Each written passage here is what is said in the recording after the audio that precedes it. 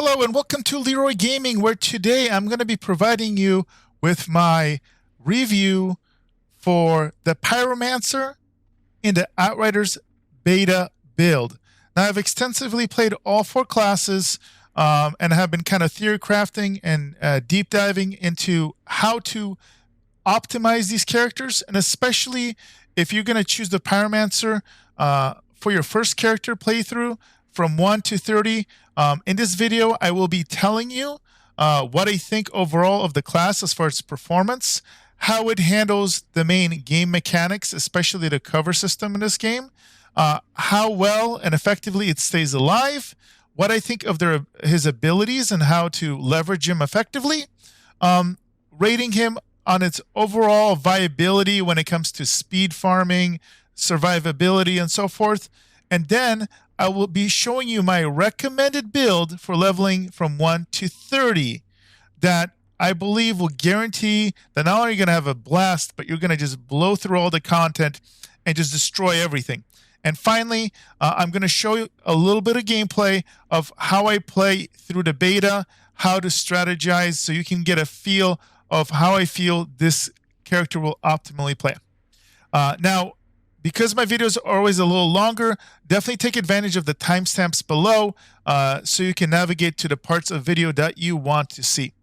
Also, if you want to interact with me, ask me questions. I do stream at a minimum every Tuesday and Thursday on Twitch as well as on YouTube, 8:30 to 10:30 p.m. Pacific. I do a variety of RPGs, strategies, games, some looter shooters. Just got started with it. Mainly, if you want to interact, you ask me questions and just chat, come and stop on by. Would love to have you there. Now, without further ado, let's go ahead and take a look at the Pyromancer.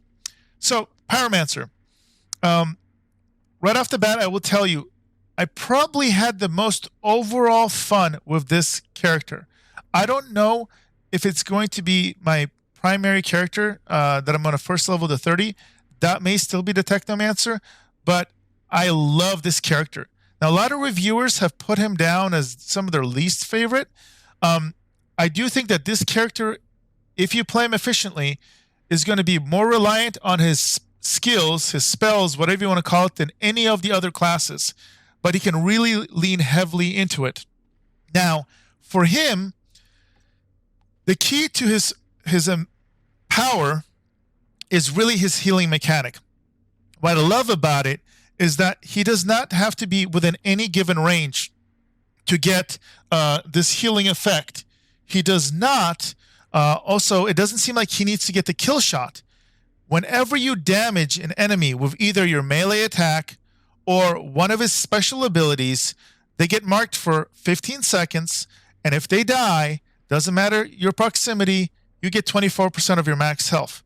That is really, really, really good. Also, don't forget, you still have your two other forms of healing.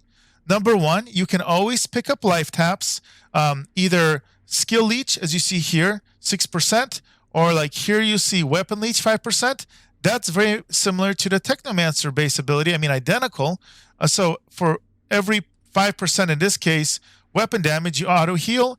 For your skill abilities here is unquenchable, 6% of those abilities damage you get back as health. And then do not forget the third way of healing that everybody seems to not mention. If you go behind cover and you're low health, you will heal a certain amount, automatically kind of regenerate in cover. It caps around 30% or so. I don't know if it's 30 or 33, but it is a good emergency heal from my experience. So don't forget about that. It's mainly useful in boss fights where maybe you kill off all the ads and there's nothing else that you can kind of tag and insta-kill. So you're not out of luck. So I really like his healing option. In crowded rooms and AoE situations, he is going to be king.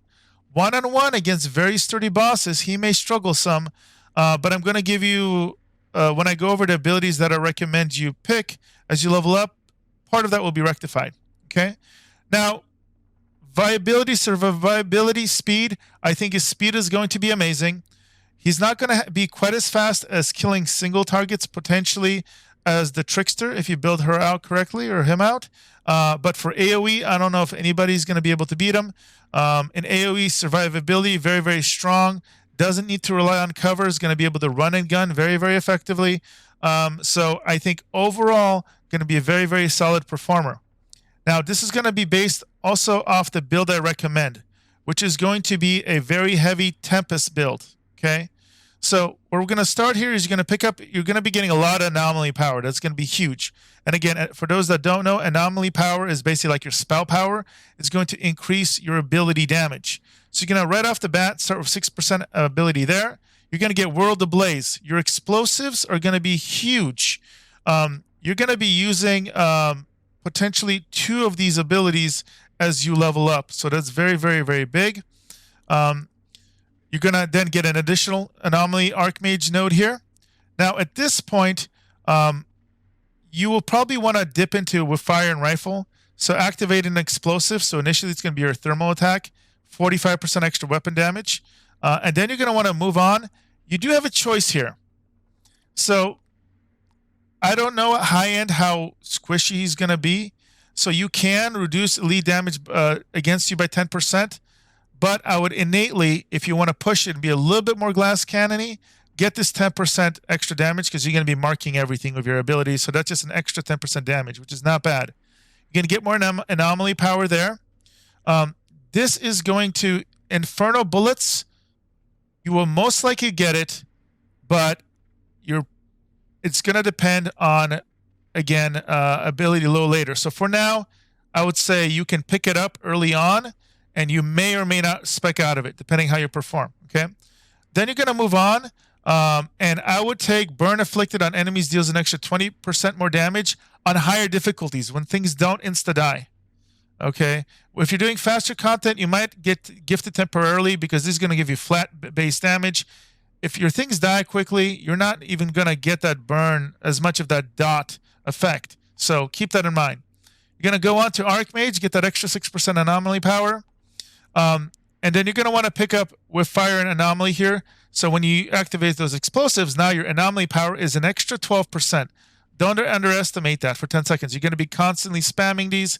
It's going to be a flat 12% bonus. The next thing, you definitely want to get this skill leech of 6% because you don't have any innate skill leech. And you will be doing so much damage. That 6% is going to add up. You're going to move on to increase your anomaly power by 6%. Okay. Now, I recommend getting Phoenix Nestling. Unless you're like super elite, then you could technically skip this. But this is going to let you come back from the dead every basically 3 minutes. Again, if you're kicking butt, you will temporarily skip this, especially if you want to push to the end, which I do recommend. You're going to then get this conflagration, not a big deal, but you pick it up. Then immediately get Chasing the Chill Away. Increases your marked heal effect by 12%. So 12 plus 24, 36%.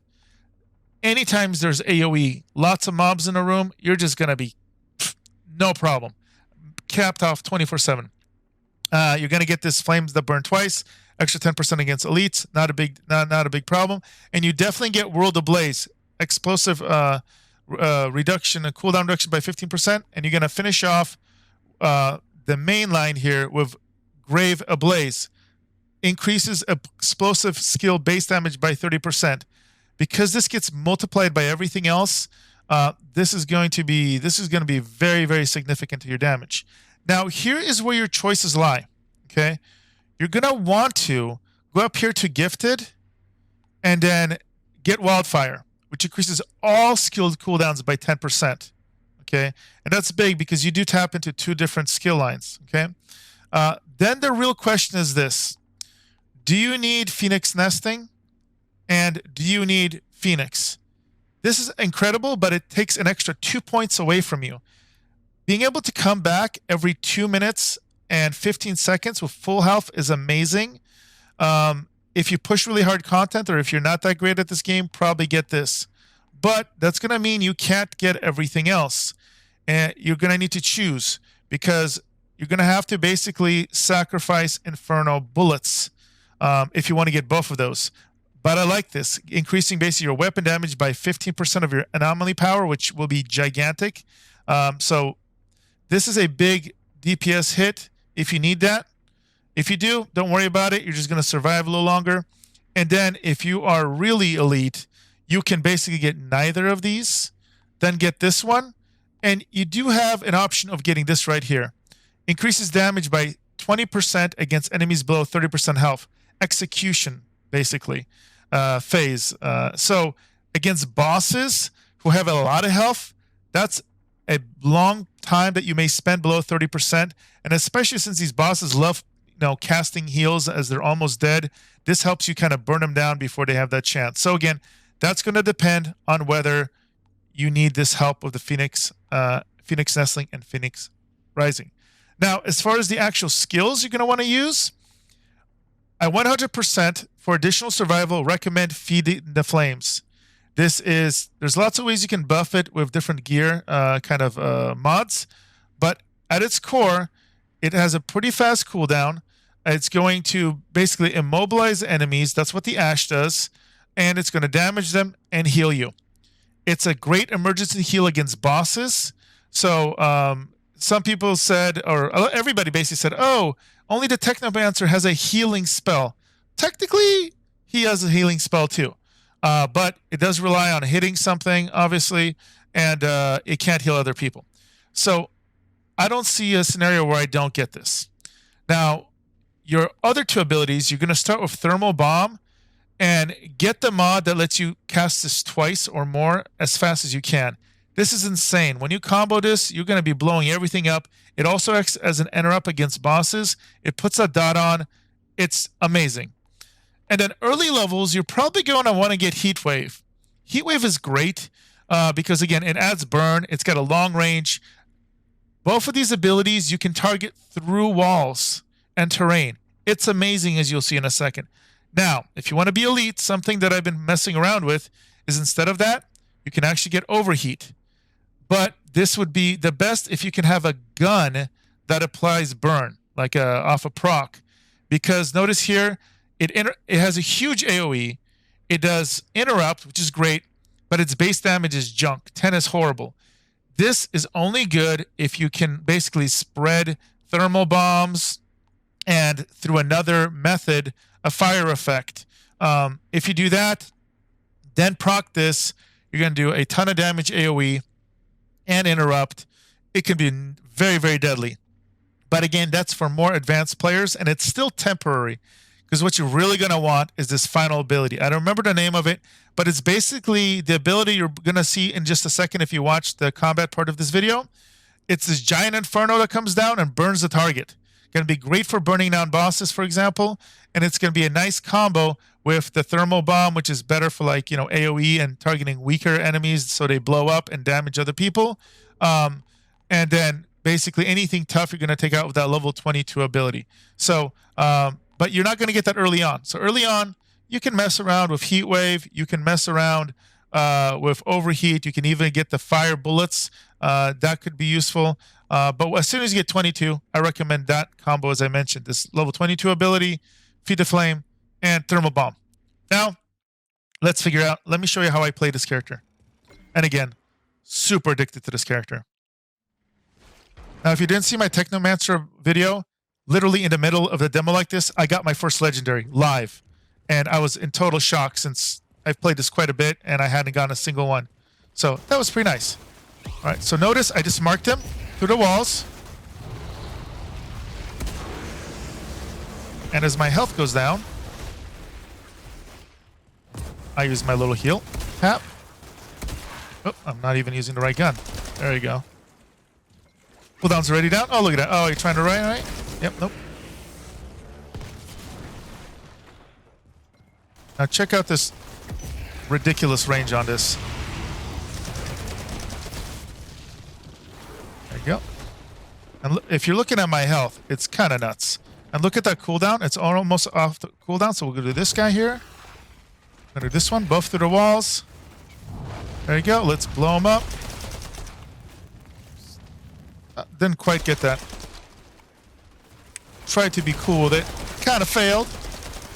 But normally, if you're not under the pressure of recording,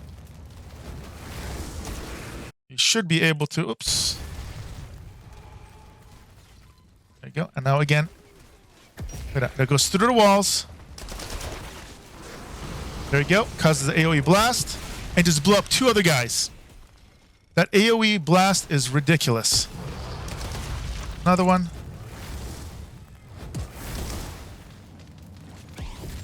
And it's actually been a couple days since I played this demo, so I'm a little rusty. Normally I can look a little slicker when I do this.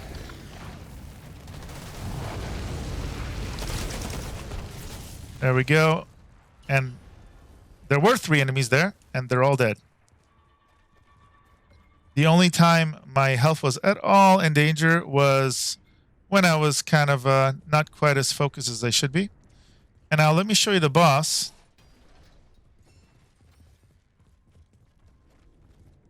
Or the mini boss here.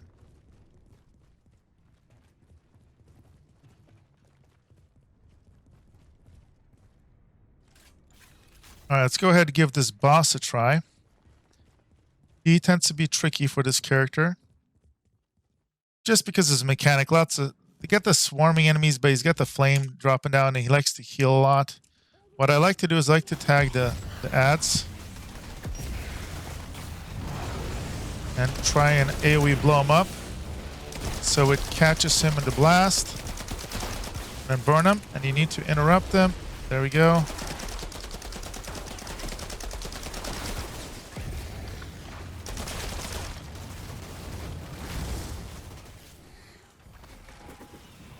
And that is the key right there. If you can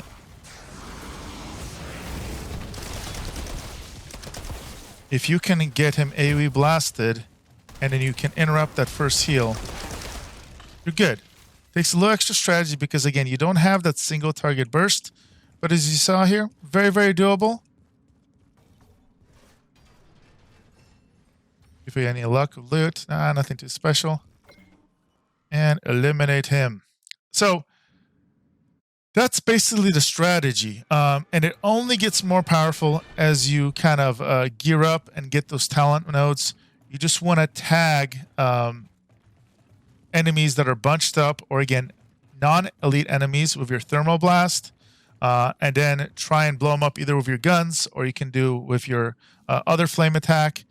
You will have 2 interrupts. That is key. So remember, which is huge against the elites and the bosses. So buff your thermal bomb as well. Okay, my apologies, actually. That was with the format of the overheat that I mentioned. So that's the more advanced tactic. But you will want to make sure you still have 2 interrupts technically if you get that the mods that will let you cast this twice. And that's something you want to just keep in mind when you're fighting the bosses. So that is, again, the Pyromancer. I find him extremely fun. If you're big into ability use and less about shooting, this is the class for you. Obviously, if you just want to, if you want your abilities to be a secondary element, then I would recommend the Technomancer. So that'll be it for today, guys. This is Leeroy with Leeroy Gaming, and I'm gonna see you guys next time.